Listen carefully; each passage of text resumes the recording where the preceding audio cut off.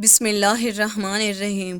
دوستو، آج کی اس ویڈیو میں آپ کو بتاؤں گی کہ پیغمبر خدا حضرت ابراہیم علیہ السلام کے بارے میں، ان کی ولادت کے بارے میں، بت پرستی کے خلاف ان کی تبلیغ اور نمرود کی طرف سے ان کو آگ میں پھینکے جانے کا واقعہ۔ اس ویڈیو کو آخر تک ضرور دیکھیے گا۔ نمرود ملک بابل کا بادشاہ تھا۔ بابل کا موجودہ نام عراق ہے۔ نمرود انتہائی مغرور شخص تھا۔ جب اس کے ابتدائی دائرہ وسیع ہو گیا تو لوگوں سے کہنا شروع کر دیا کہ میری پرستش کریں، کیونکہ لوگ پہلے غیر اللہ اور لکڑی سے بنے ہوئے بتوں کی پرستش کیا کرتے تھے، لہٰذا وہ اسے بآسانی سے خدا مانے پر آمادہ ہو گئے۔ لوگوں کو اس کی گمراہی اور ذلت کی زندگی بسر کرتے ہوئے ایک عرصہ ہو گیا اور وہ اللہ کو بالکل ہی بھلا چکے تھے۔ پروردگار عالم نے اس قوم کی ہدایت کے لیے اور رہنمائی کے لیے ان میں اپنا نمائندہ بھیجنے کا ارادہ فرمایا۔ نمرود کے دربار میں نجومی بھی تھے۔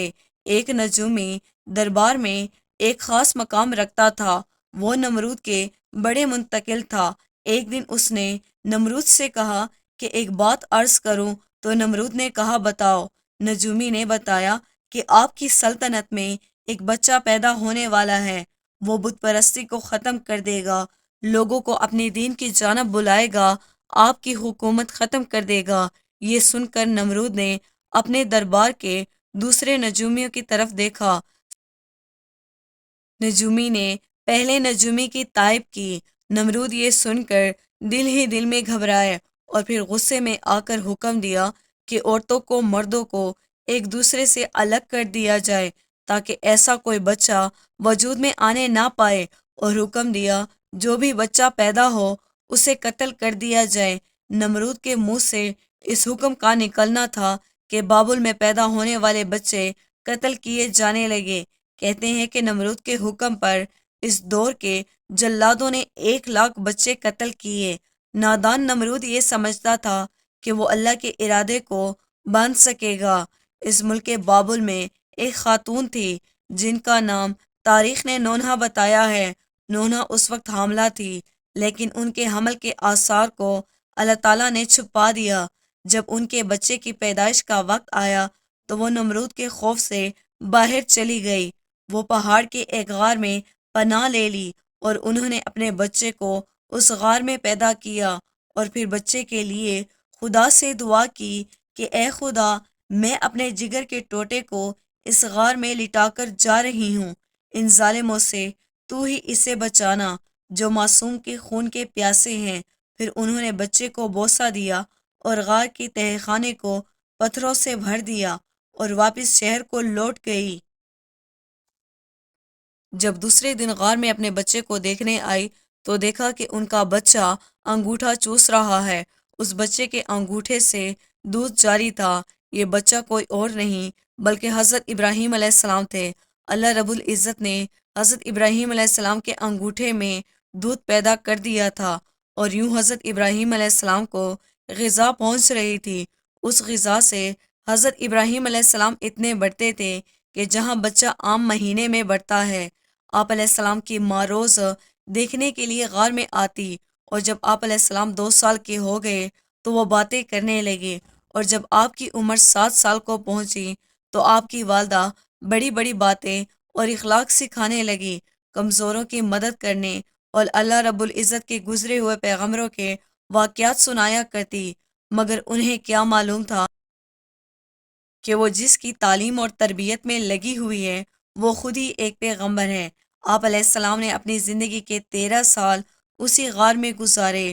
انہوں نے ایک دن اپنی ماں سے کہا کہ مجھے اپنے ساتھ شہر لے چلیں۔ ماں نے جواب دیا، بیٹا، شہر میں تمہارے لیے خطرہ ہے۔ اس لیے حضرت ابراہیم علیہ السلام رات کو اس غار سے نکل کر شہر میں داخل ہوئے۔ حضرت ابراہیم علیہ السلام کا ایک چچا تھا جن کا نام ازر تھا۔ یہاں پر ایک نقشے کی وضاحت کرتی چلوں کہ تورات میں ازر کو ابراہیم علیہ السلام کا چچا کہا گیا ہے، جبکہ ان کے والد کا نام طارق تھا۔ قرآن مجید میں ان کے والد کا نام ازر کہا گیا ہے۔ بہت سے علماء کا عجب ہے کہ ازر حضرت ابراہیم علیہ السلام کا باپ نہ تھا، بلکہ ان کے والد طارق تھے، اور وہ مسلمان تھے۔ پر باب نص کا بھی اسی پر اتفاق ہے کہ حضرت ابراہیم علیہ السلام کے والد طارق تھے، لہٰذا قرآن مجید اور اکثر حدیثوں میں جو ازر کو باپ کہا گیا ہے وہ مجازی کے طور پر ہے، کیونکہ وہ ان حضرت صلی اللہ علیہ وآلہ وسلم کا چچا تھا، اور عرب میں یہ رواج ہے کہ چچا کو باپ کہتے ہیں، یا یہ بھی ہو سکتا ہے کہ وہ آپ کا چچا ہی رہا ہو اور طارق کی وفات کے بعد ان کی ماں سے عبد کیا ہو اور آپ کی تربیت کی ہو، اسی سبب سے اس کو باپ کہا گیا ہے۔ ازر مٹی، پتھر اور لکڑی کے بت بناتا اور اس کو خود پوجتا اور لوگوں کے ہاتھوں فروخت کرواتا تھا، اسی طرح اس کا کاروبار پھیلا ہوا تھا۔ ازر کے بیٹے بھی بت فروشی بھی کرتے تھے۔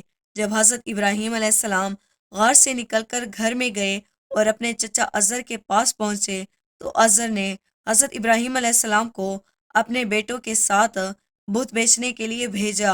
حضرت ابراہیم علیہ السلام نے بتوں کے گلے میں رسی باندھی، انہیں زمین پر گھسیٹتے گھسیٹتے ہوئے لے گئے، جس سے وہ مٹی، کچرا اور دھول کے بھر گئے، اور لوگوں کو آواز دی، اے لوگو آؤ اور مجھ سے وہ بت خریدو جو بے جان ہیں، جو عقل و خروش سے خالی ہیں، کوئی نفع اور نقصان نہیں پہنچا سکتے۔ بتوں کے ساتھ حضرت ابراہیم علیہ السلام کا یہ سلوک بت فروشوں کی نظر میں بے حد توہین عمل تھا۔ پھر بات یہاں تک آ پہنچی، ازر نے حضرت ابراہیم علیہ السلام کو اس بارے میں نصیحت کی۔ ایک دن حضرت ابراہیم علیہ السلام نے اپنے چچا سے پوچھا، چچا جان، آپ لکڑی اور مٹی کے بت بناتے ہیں جو نہ بول سکتے ہیں نہ سن سکتے ہیں، جو آپ کو نفع نہ نقصان پہنچا سکتے ہیں۔ ازر نے چونک کر پوچھا، تم ہمارے خداؤں کے مخالف ہو، دیکھو آئندہ اس طرح کی بات زبان پر نہ لانا ورنہ تمہیں سخت سزا ہوگی۔ اس کے بعد حضرت ابراہیم علیہ السلام لوگوں سے مخاطب ہوئے اور کہا، پرتش اور سجدے کے لائق نہ نمرود ہے نہ یہ بت ہے، لائق کی عبادت صرف اللہ پاک کی ذات ہے، جس نے سارے کائنات کو بنایا، جس نے پوری دنیا کو پیدا کیا۔ حضرت ابراہیم علیہ السلام کا نام پیغام تیزی سے پھیلنے لگا، لوگ ان کی باتیں غور سے سننے لگے۔ جب ان کی شہرت نمرود تک پہنچی تو اس نے اپنے دربار کے لوگوں سے پوچھا کہ یہ کون نوجوان ہے جس نے ایک ہنگامہ کھڑا کر دیا ہے؟ درباری بولے، اس کا نام ابراہیم ہے، جو ازر کے گھر میں نوجوان ہوا ہے۔ نمرود نے حکم دیا کہ اسے فوراً میرے سامنے پیش کیا جائے۔ نمرود کے بھیجے ہوئے لوگ حضرت ابراہیم علیہ السلام کے پاس آئے، انہوں نے نمرود کا پیغام پہنچایا۔ حضرت ابراہیم علیہ السلام نمرود کے پاس پہنچے۔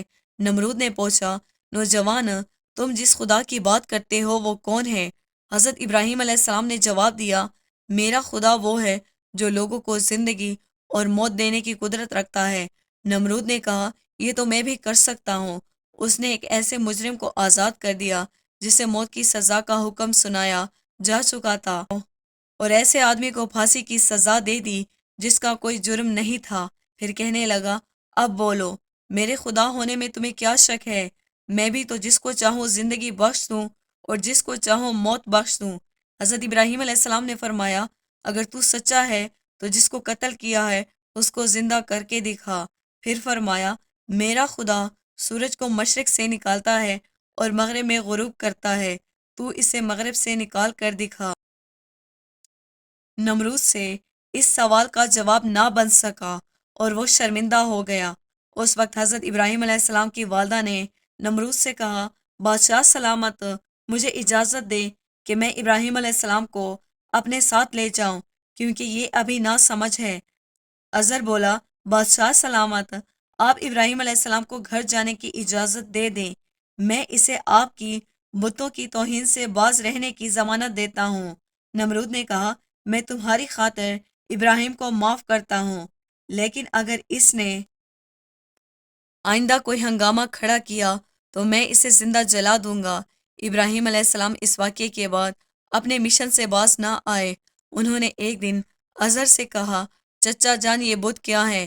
یہ تو آپ خود بناتے ہیں اور خود پوجتے ہیں اور خود ہی ان کو خدا مانتے ہیں۔ ازر یہ بات سنتے ہی بگڑ گیا اور اس نے کہا، ابراہیم، فوراً میرے گھر سے نکل جاؤ، میں تمہیں مزید برداشت نہیں کر سکتا۔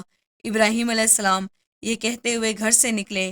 چچا جان، آپ نہیں مانتے تو میں جاتا ہوں، مگر میں اپنے مشن سے باز نہیں آؤں گا، کیونکہ میں خدا سے ڈرتا ہوں، میں ان بتوں اور نمرود سے نہیں ڈرتا۔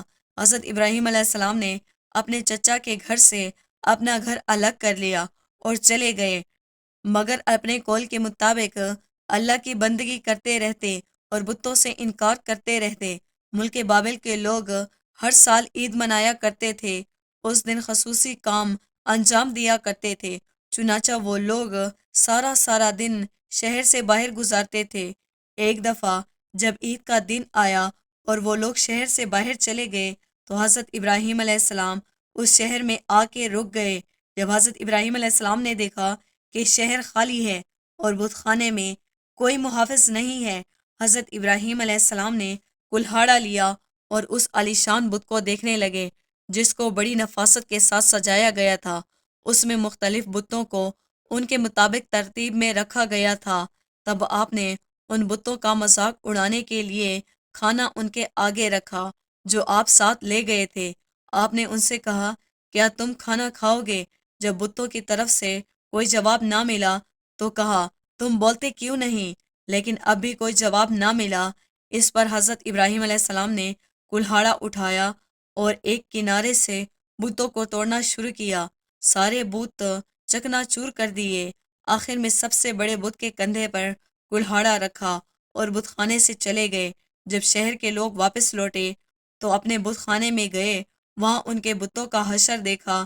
یہ دیکھ کر وہ بہت حیران ہو گئے اور پریشان ہو گئے۔ لوگ سوچ میں مبتلا تھے کہ یہ سب کچھ کس نے کیا ہے۔ لوگوں کی زبان پر ایک ہی الفاظ تھا کہ کس نے ہمارے خداؤں کے ساتھ ایسا سلوک کیا ہے۔ بعض لوگوں نے کہا، ہم نے ایک نوجوان کو بتوں کی برائی کرتے ہوئے سنا ہے جس کا نام ابراہیم ہے۔ وہ بتوں کی عبادت کو بے عقلی کا کام سمجھتا ہے اور اس نے ہمیں لعنت ملامت بھی کی ہے، اس لیے ممکن ہے کہ یہ کام اس نے ہی کیا ہوگا۔ اسی طرح حضرت ابراہیم علیہ السلام پر شک ظاہر ہونے کے بعد ان پر ایک مقدمہ چلا۔ انہوں نے حضرت ابراہیم علیہ السلام سے پوچھا، کیا ہمارے خداؤں کے ساتھ یہ سلوک تم نے کیا ہے؟ تو حضرت ابراہیم علیہ السلام نے بڑے اطمینان کے ساتھ جواب دیا، یہ بات اس بت سے پوچھو کہ جس کے کندھے پر کلہاڑا ہے۔ اس شخص نے کہا، وہ تو بول نہیں سکتا۔ حضرت ابراہیم علیہ السلام نے جواب دیا، جی ہاں، بولنا تو دور کی بات ہے، اگر اس کی آنکھ پر کوئی مکھی بھی بیٹھ جائے تو یہ اسے بھی اڑا نہیں سکتا، بلکہ یہ دوسروں کو نفع نقصان کیا پہنچائے گا۔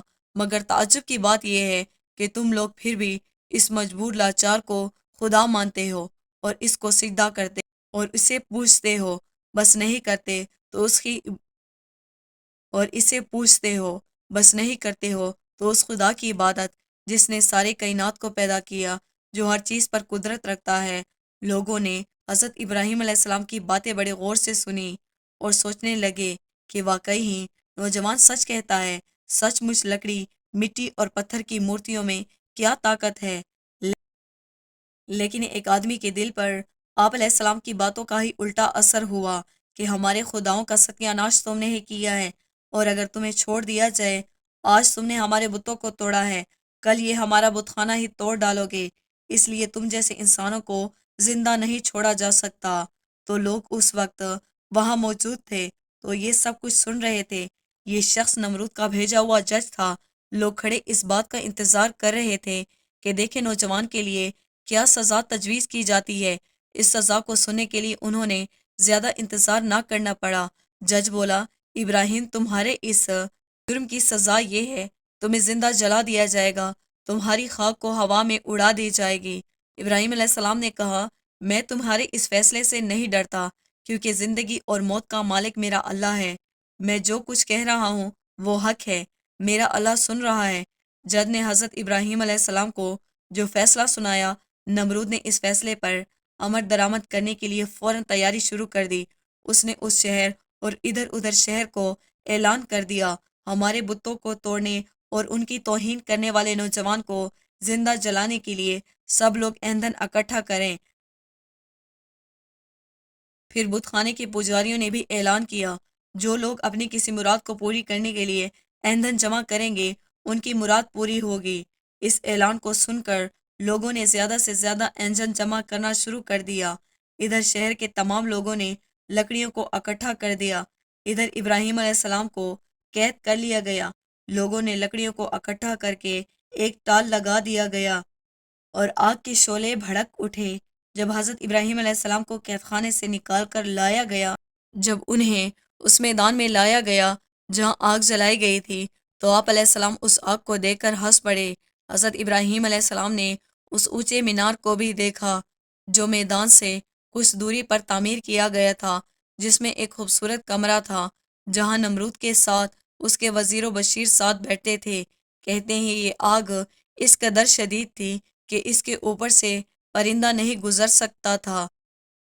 چنانچہ جب حضرت ابراہیم علیہ السلام کو لایا گیا تو لوگوں کو یہ معاملہ پیش آیا کہ اب ابراہیم کو آگ میں کیسے پھینکا جائے گا۔ اس وقت شیطان نے ان لوگوں کے دماغ میں منجنی کا تصور ڈالا۔ حضرت امام جعفر صادق سے منقول ہے کہ منجنی سب سے پہلے حضرت ابراہیم علیہ السلام کے لیے کوفہ میں کسورے نام کی ایک نہر کے کنارے بنائی گئی۔ وہ قرائے کناتہ میں بنائی گئی۔ اس منجنی کو شیطان نے بنایا تھا۔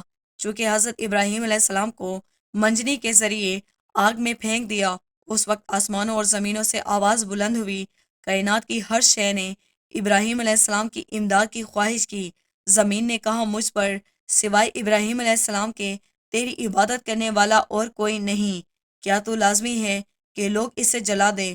فرشتوں نے کہا تیرے خلیل ابراہیم علیہ السلام کو لوگ جلاتے ہیں۔ حق تعالیٰ نے فرمایا اگر وہ مجھ سے مدد طلب کرے گا تو میں یقیناً قبول کروں گا۔ جبرائیل علیہ السلام نے کہا خداوند تیرے خلیل حضرت ابراہیم علیہ السلام کے سوا زمین پر تیری عبادت کرنے والا کوئی نہیں ہے۔ تو نے ان کے دشمنوں کو ان پر ملامت کر دیا ہے تاکہ ان کو آگ میں جلا دے۔ حق تعالیٰ نے فرمایا خاموش ہو جا، ایسی بات تیرے جیسا بندہ ہی کر سکتا ہے جو ڈرتا ہے کہ کوئی امر اس کے قبض اختیار سے باہر ہو جائے گا۔ وہ میرا بندہ ہے، جس وقت چاہوں گا اسے بچا لوں گا، اگر وہ مجھ سے دعا کرے گا تو میں قبول کروں گا۔ پھر ابراہیم علیہ السلام نے اپنے پروردگار سے دعا کی یا اللہ ہو یا واحد ہو۔ اس وقت حضرت جبرائیل علیہ السلام نے حضرت ابراہیم علیہ السلام سے ہوا میں ملاقات کی جبکہ وہ منجنی سے جدا ہو چکے تھے۔ پوچھا اے ابراہیم علیہ السلام کوئی حاجت مجھ سے ہے؟ آپ علیہ السلام نے فرمایا تم سے کوئی حاجت نہیں ہے، لیکن عالموں کے پروردگار سے میری حاجت ضرور ہے۔ اس وقت حضرت جبرائیل علیہ السلام نے ان کو ایک انگوٹھی دی جس پر نقش تھا لا الہ الا اللہ محمد الرسول اللہ۔ پھر خدا نے آگ کو وحی کی کونی برتن یعنی سرد ہو جا۔ اس کے ساتھ ہی آگ سرد ہو گئی اور وہاں جبرائیل علیہ السلام آئے اور آپ کے ساتھ بیٹھ گئے، گفتگو میں مشغول ہو گئے۔ ان کے چاروں طرف آگ کے شعلے تھے، یہ آگ جل رہی تھی۔ تب چپکلی آگ کو پھونکتی تھی اور مینڈک پانی لا کر پھینکتے تھے تاکہ اس کو بجھا دیں۔ پھر خدا نے وحی کی کہ سرد ہو جا۔ 3 روز تک تمام آگ میں گرمی باقی نہ رہی تھی، اور یوں اللہ تعالیٰ نے اپنے پیغمبر حضرت ابراہیم علیہ السلام کو اتنی بڑی آگ سے محفوظ رکھا۔ یہ سارا معاملہ دیکھنے کے بعد نمرود ابراہیم علیہ السلام کے پاس پہنچا اور بولا نوجوان ہمیں تعجب ہے، تمہارا حکم آگ پہ چلتا ہے۔ ابراہیم علیہ السلام نے جواب دیا یہ تمام میرے خدا کی قدرت ہے۔ نمرود حضرت ابراہیم علیہ السلام کی حرمت کو اپنی آنکھوں سے دیکھ چکا تھا مگر وہ آگ کی باتوں کو تسلیم کرنے کے لیے تیار نہ ہوا۔ نمرود کو لگا کہ کہیں لوگ حضرت ابراہیم علیہ السلام پر ایمان نہ لے آئیں۔ اس نے فوراً لوگوں کو لالچ دے کر اور کچھ کو ڈرا دھمکا کر اس واقعے کے بعد اس نے حکم دیا کہ انہیں شہر بدل کر دیا جائے تاکہ کوئی شخص ان کا پیرو نہ بنے، ان کا دین اختیار نہ کر سکے۔ حضرت ابراہیم علیہ السلام خود بھی نمرودیوں کے ساتھ ان کے شہر میں رہنے سے خوش نہ تھے، اس لیے وہ شہر چھوڑنے پر آمادہ ہو گئے۔ چونکہ انہوں نے اپنی بکریاں اکٹھی کی اور اپنے ساتھ لے کر روانہ ہو گئے، کیونکہ آپ کے ساتھ بہت بکریاں تھیں، دوسرا سامان بھی تھا، اس لیے نمرود نے حکم دیا یہ سارا سامان ضبط کر لیا جائے۔ حضرت ابراہیم علیہ السلام نے کہا اگر تم میری بھیڑ بکریاں لینا چاہتے ہو تو میں اس سرزمین میں اپنی جتنی عمر گزار کر یہ بھیڑ بکریاں جمع کی ہیں تم میری وہ عمر لوٹا دو، پھر میرا مال ضبط کر لو۔ جب یہ بات بھڑکی تو مقدمہ نمرود کے ایک منصفے کے ساتھ پہنچا۔ اس کے فریقین کے بیانات کے سننے کے بعد فیصلہ حضرت ابراہیم علیہ السلام کے حق میں دے دیا۔ تب آپ اپنی بھیڑ بکریاں اور دوسرا سامان لے کر اپنی بیوی سارہ اور اپنے بھتیجے حضرت لوط علیہ السلام کے ہمراہ بابل چھوڑ کر چل دیے۔ اکثر مولکوں میں بعض مفسرین نے ذکر کیا ہے کہ آگ سے نجات کے بعد حضرت ابراہیم علیہ السلام نے نمرود کو دین حق کی دعوت دی۔ اس شکنی نے کہا میں تمہارے خدا سے جنگ کروں گا، اور ایک دن مقرر کیا۔ اس روز نمرود نے بے شمار لشکر لے کر میدان میں آیا، ابراہیم علیہ السلام کے مقابلے میں کھڑے ہوئے، یہاں تک کہ حق تعالیٰ نے سب سے کمزور مخلوق مچھر کو بھیجا جن سے فضا تاریک ہو گئی، اور وہ لشکر آور حملہ آور ہوئے اور ان کے سر اور ناک میں لپٹ گئے، یہاں تک کہ سب کے سب ہلاک کھڑے ہوئے۔ نمرود بھی ذلیل اور رسوا ہو کر واپس آیا، لیکن پھر بھی ایمان نہ لایا۔ تو خدا نے ایک مچھر کو حکم دیا کہ اس کے دماغ میں گھس جا، اس کے دماغ میں جا کر مغز کھانے لگا۔ نمرود اس قدر بے چین ہو گیا کہ چند آدمی کو مقرر کیا کہ چپل کی باریک نوک اس کے سر پر ماری جائے۔ نمرود کو اسی حالت میں 40 سال گزر گئے اور وہ ایمان نہ لایا، بالآخر اسی حالت میں مر گیا اور اس پر جہنم مسلط ہو گئی۔ دوستو، ہم امید کرتے ہیں ہماری آج کی ویڈیو آپ کو پسند آئی ہوگی۔ ویڈیو کو لائک اور شیئر کرنا نہ بھولیے گا۔ ویڈیو کے حوالے سے کمنٹ باکس میں اپنی قیمتی رائے کا اظہار ضرور کیجیے گا۔ مزید اسلامی ویڈیوز کے لیے ہمارے چینل کو سبسکرائب کرنا نہ بھولیے گا۔ جلد ہی حاضر ہوں گے ایک نئی ویڈیو کے ساتھ، تب تک کے لیے